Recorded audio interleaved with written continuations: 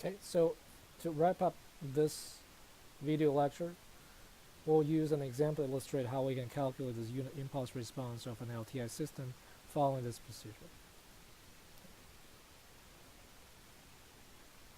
An example is like this. We have a second order system, and you can see I use a lot of examples of second order system, and this is the amount of calculation you should expect to see in your exams. I must be able to do second order system. For third order system, I usually don't have them in the exam questions because that added amount of calculation just don't justify testing your knowledge or comprehension of the course material. So this is the LTI system, and the question is, what is the impulse response of this? So give it a flick. How does the system respond to that? I punch the system, and how does it, how does the output evolve over time? Okay. So you can also put this in the series of steps. So this will be Bn delta t. You can just copy this equation if you know what we're trying to do here. Ynt times u of t. And for Bn, you're actually looking at B2 since n is equal to 2. This is the second order differential equation up here. And for B2, you'll be looking for this term, which does not appear on the right hand side. Doesn't exist in the equation. So this means B2 or Bn basically is equal to 0, or in other words, in this the equation at this step, this part doesn't appear. Then PD will be what? PD will be the right hand side of a differential equation, how the derivative differentiation operators apply. So it will be 2 times the first derivative, and don't forget about the last constant term, or the signal itself term. And this is f, or this 1 in your PD polynomial. Okay. Just follow the same procedure as how you identify the character of the polynomial, the same methodology, only this applies to the right hand side. Now with these two set, you can reorganize what you have done. So it will be 2d plus 1 yn of t times u of t. Right, now what you need to do is find yn of t. That's the next thing to do. And to find yn of t, you need all the lambdas. And to find all the lambdas, what is the characteristic equation? That's your lambda squared plus 4 lambda plus 3. We did this in the zero input response already on the left hand side. Next step, solve for the root. The roots are -1 and -3. With the roots calculated,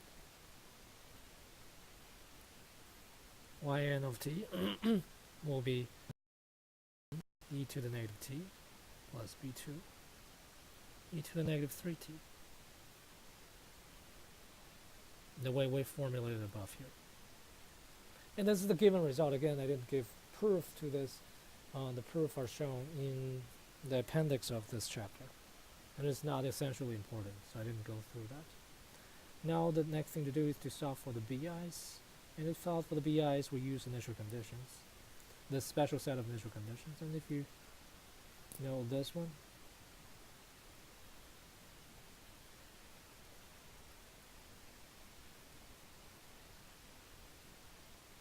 we'll have b1 plus b2. That's when you substitute t with 0 equal to 0. And then dn dyn, dt at t equal to 0 will be negative b1 minus 3b2. Okay, that's how we do the derivative of e to the negative t. So pull forward is negative 1, and t is replaced by 0, so e to the 0 will be 1, similar to the second case. And this will be equal to 1. That's the special set of initial conditions we use to solve for yn.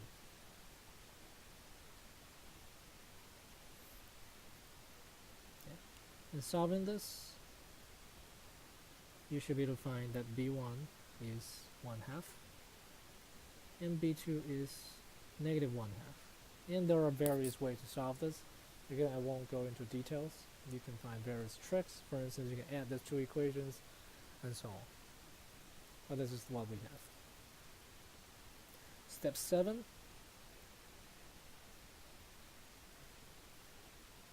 You can start putting together this, but make sure you follow the step. A common mistake is to directly use this yn of t as your final result of the unit impulse response. But the truth is, you need to do one last step. You need to do this derivative. If you don't do that, you are not calculating the unit impulse response yet. How to do this? We applied the differentiation operators you can distribute as if you're doing a differential equation again.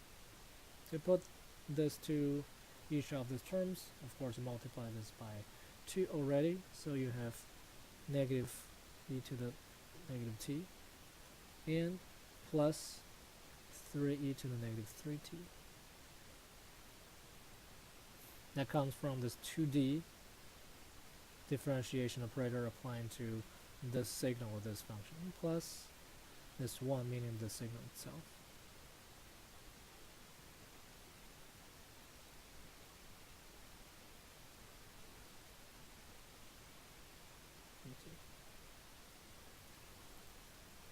Or in other words, the first term I have here is 2D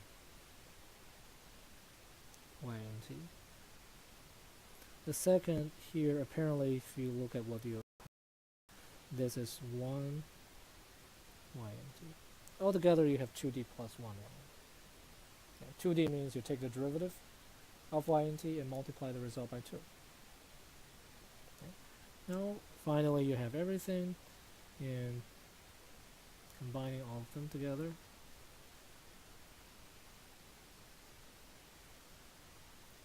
there's positive 3 minus 0.5 is 2.5, so 5 over